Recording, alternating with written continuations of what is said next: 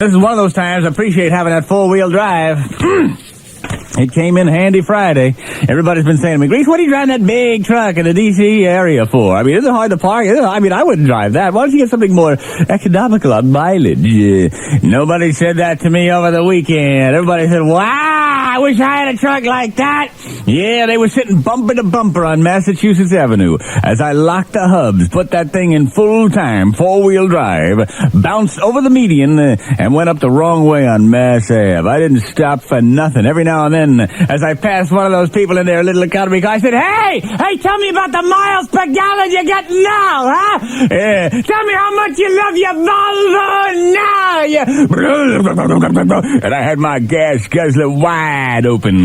My big tires were just slinging snow in the air and nothing stopped my big behind. As a matter of fact, I got so cocky and so confident, I was out there four-wheeling in the snow, slinging around through empty parking lots, that I went into this drift that was so huge, I just dug myself in deeper with the four-wheel drive, and I did get stuck. But fortunately, I saw this plow coming up, big old heavy plow. Side-by-side tires with big chains a-clanking. I said, thank God. I said, hey, can you give me a tow? And I couldn't quite see inside to see who was behind the wheel, and it wasn't until the truck was all the way up to me that I realized the truck was being driven by Damien!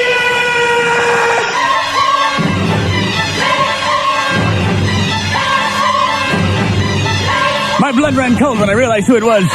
The door opened up, and I saw him standing there. Even though it was cold, he was wearing short pants and a little prep school outfit with his little beanie on. He said, what's the matter? You cold? You stuck? What's the matter? What's the matter? What's the matter? And then he started coming toward me. And as he walked through the snow, it melted around him. He never got any snow on his little patent leather shoes or his knee socks, because with each step he took, a new hole in the snow formed, and steam rose around him like an apparition from hell. As I looked at him through the steam, I knew he wanted me. I knew he was going to take me right there, in that empty field on which I stood by my disabled truck. I started backing up. I said, no, Damien, no, please, no! So I turned and ran. As he took those slow steps behind me, I ran for all I was worth.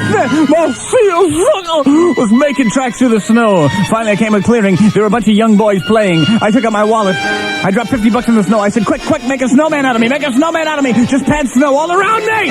The kids didn't ask questions. They just scooped up my $50, and they made snowmen all around me. They packed me in, so all I could see was through these two little holes where the eyes was, and a little hole for my nose so I could breathe. And I stood there with the other snowmen they had already built.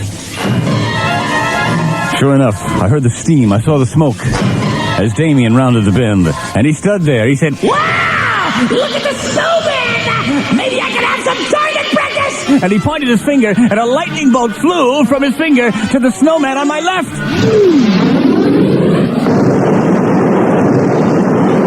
And it blew into a million pieces! He said, wow, this is fun! Oh, there's 2 more snowmen left! Maybe I can get that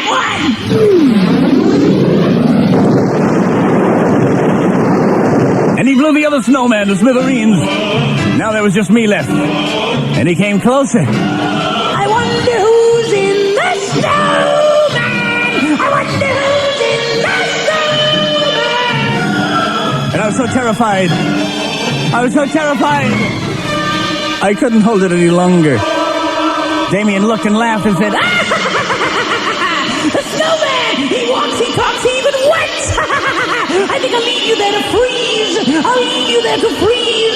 And so in my humiliation, he just left me. I had besoiled myself, and now the cold was taking its toll, and I stood trapped in an ice-laden prison.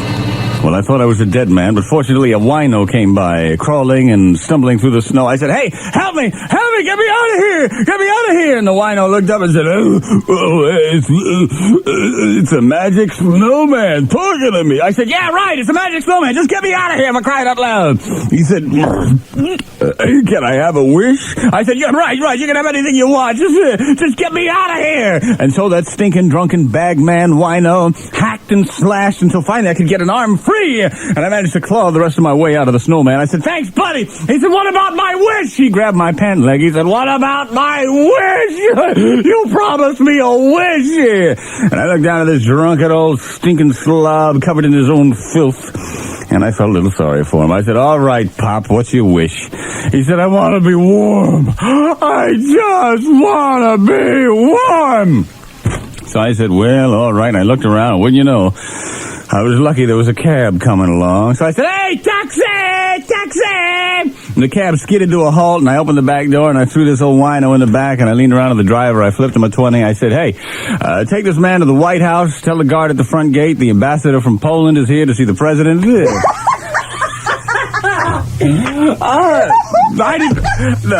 I didn't really do it. Now, you know me, I don't do ethnic humor. Come on now. I didn't really do that. It's a horrible thing to say.